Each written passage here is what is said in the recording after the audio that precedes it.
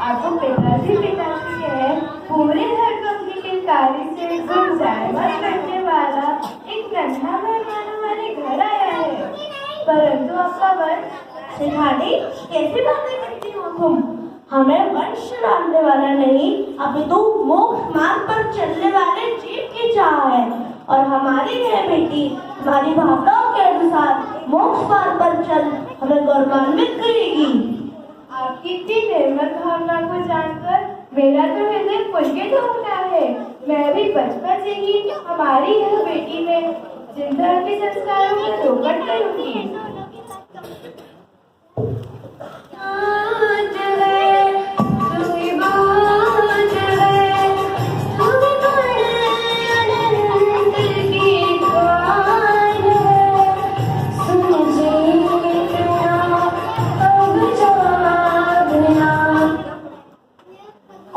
ऐसे ही अपने माता पिता के अत्यंत स्नेह व संस्कारों की छाया में बंधुश्री चंद्रमा की कलाओं की भांति बढ़ने लगी। और एक दिन जब वह बागों में अपनी सखी के साथ खेलती हुई भ्रमण कर रही थी,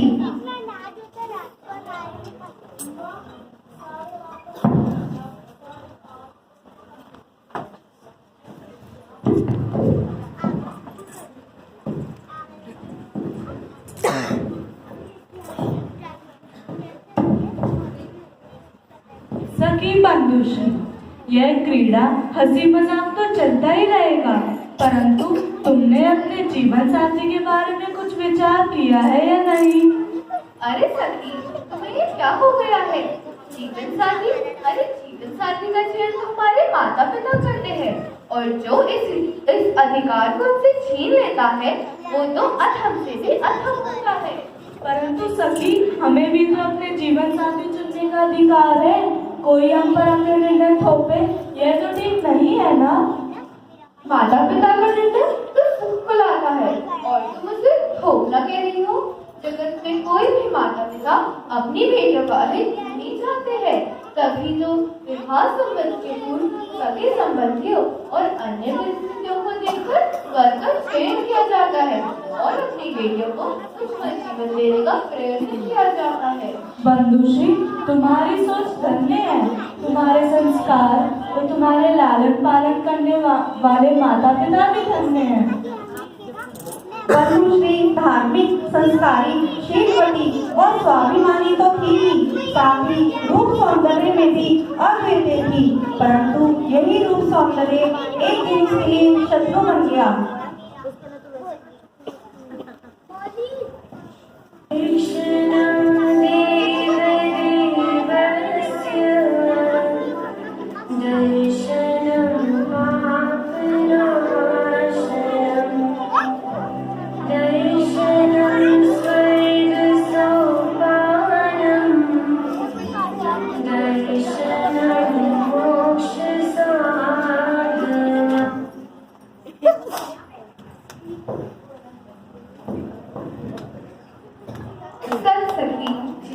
भगवान के दर्शन करते ही मन प्रफुल्लित हो उठता है। भक्ति रस का आनंद लेते ही संसार रस की रुचि हट जाती है। फिर ठीक है सखी, मैं सेठ जी से कह देती हूँ कि वह तुम्हारे लिए वर ना ढूंढे, क्योंकि हमारी सखी तो वैरागी हो गई है। अब छोड़ो भी सखी, क्या बातें कर रही हो? चलो चलो घर चलते हैं, समय हो गया है। अरे मंत्रीवर, वह लावण्य रूप अब तक मेरी नजरों से ओझल था, पर आज इसे देख मन विचलित हो रहा है। हृदय में प्रेम की तरंगें उठ रही है। अब मेरा मन मेरा नहीं रहा। मंत्रीवर, वह सुंदरी कौन है और कहाँ रहती है? इसकी जानकारियाँ शीघ्र ही निकलवाएं। जो आज्ञा महाराज। मुझे आपसे यही उम्मीद थी मंत्रीवर। महाराज, हम आपको शीघ्र ही मुझे आपसे यही उम्मीद थी मंत्रीवर। मंत्री व सेनापति राजा की आज्ञा पाकर उस सुंदर कन्या का पता लगाने चल पड़ते हैं, और जब वापस आते हैं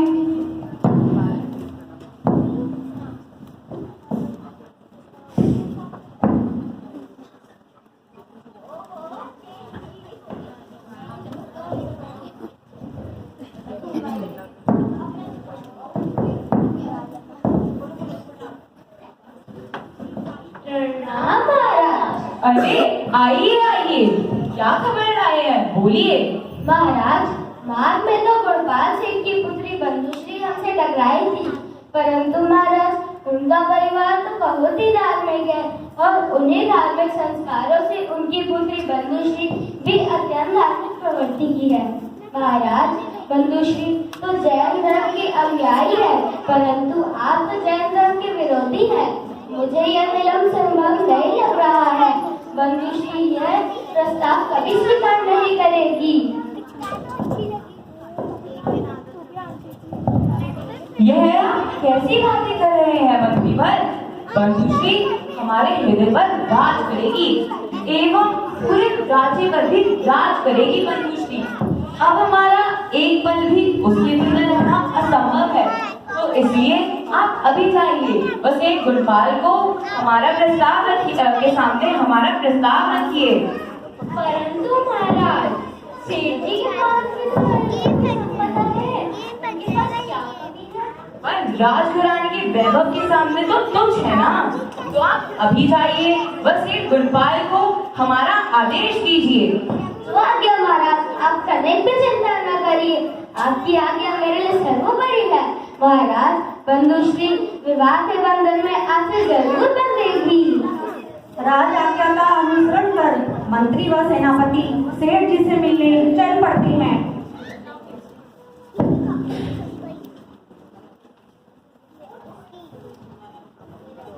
बधाइयो सेठ जी, बधाइयो सेठ जी, बधाइयो। अरे मंत्रीवर, आप यहाँ पधारिए पधारिए। अचानक आपका आगमन कैसे हुआ? सेठ जी, मैं आपको बधाई देने आया हूँ, परंतु आपके चेहरे पर खुशी की एक झलक भी नहीं दिख रही है। क्षमा कीजिएगा मंत्री जी, मैंने आपकी बात पर ध्यान नहीं दिया। वैसे इस बात की बधाई दे रही है आप? सेठ जी, आपके घर गूंजने वाली शहनाइयों की बधाई देने आया हूँ। सेठ जी, आपकी पुत्री बहुत ही सौभाग्यशाली है, जो उसके द्वार पर स्वयं सौभाग्य चलकर आया है।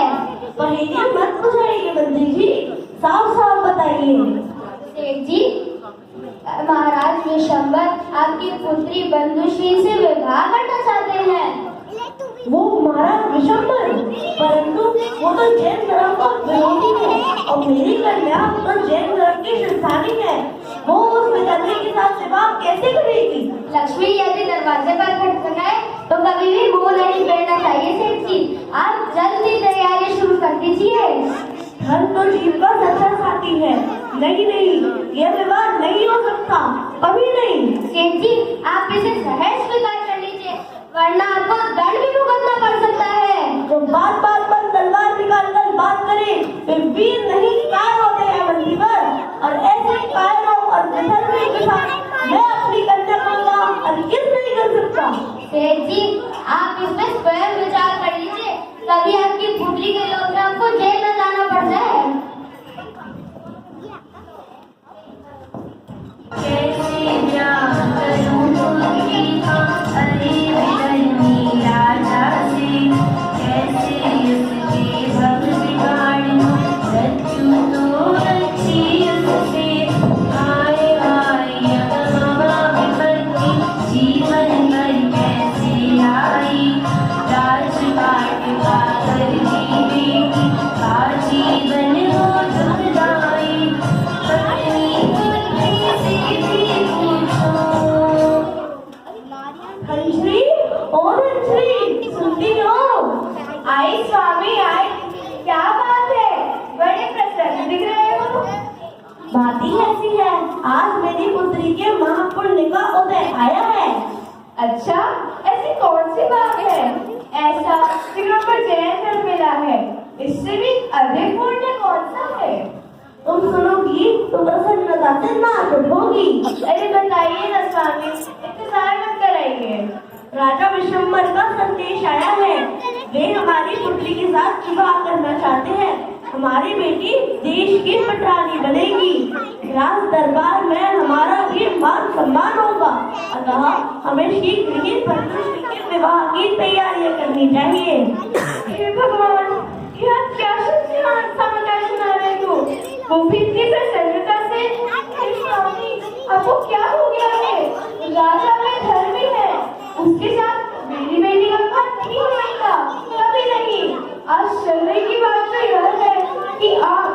आप भी दुख में चैन करके बदमाशी ऐश्वर्य बन रहे हैं।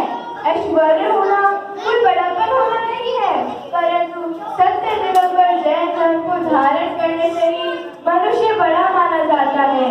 विधर्मी के साथ विवाह करने से संसार के अनंत काल तक परिभ्रमण करना पड़ेगा। देखिए स्वामी, आप उस विधर्मी से कह दीजिए हम अपनी बेटी का विवाह गरीब से करा देंगे, परंतु उस विधर्मी के साथ कभी नहीं।